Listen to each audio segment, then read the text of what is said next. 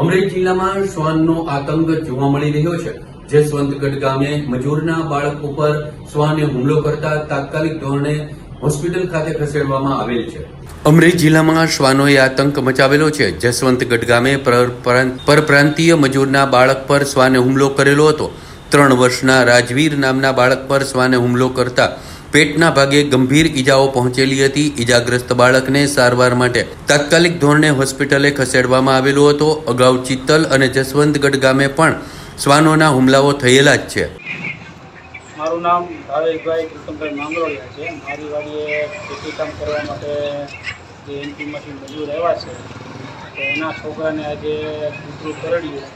આવા અમારા જસવંતગઢ ગામની અંદર અવારનવાર 14-15 કેસ બનેલા છે। એક લાલભાઈ ઇસ્લાલિયાના છોકરાને ગળ્યું, એક મેહુલભાઈ મેસિયાના છોકરાને ગળ્યું, 5-6 મજૂરના છોકરાને। અને આની રજૂઆત અમે વારે ઘડીએ ધારાસભ્ય શ્રી કૌશિકભાઈ વેકરિયા સાહેબને કરી, તે પછી ભરતભાઈ સુતરિયા સાહેબને કરી, અને અમારા ગામના સરપંચશ્રીએ આની રજૂઆત મામલતદાર સાહેબને આવેદનપત્ર આપીને કરી, પણ કોઈ પણ અધિકારી કે કોઈ પણ રાજનેતા આની સામું ધ્યાન દેતું નથી। આ અવારનવાર આવું બનશે તો આ કૂતરા છે એ એક જાતના માનવ પક્ષી થઈ જાય તો માણસનો જીવ લેશે ત્યારે આ રાજકારણીને બધાને એના મોઢા ખોલશે ત્યારે બધાને ખબર પડશે કે આવા માણસને પશુ પક્ષીને ખાતા ખાતા માણસને મળ્યા આવા કૂતરા।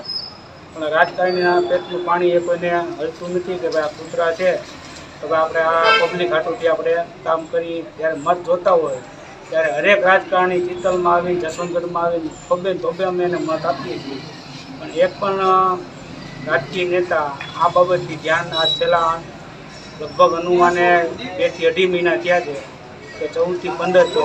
આજે તો સિવિલના ડૉક્ટરે ખુદે કીધું ભાઈ તમારા ગામમાં કોઈ ધ્યાન દેતું નથી કે આ રીતના કૂતરા 14-15 કેસ તમારા ગામમાંથી આવ્યા છે, કોઈ આગળ ઉપર અધિકારી કોઈ ધ્યાન દેતું નથી। આવું વારંવાર અમારા ગામમાં કૂતરાનું બને છે।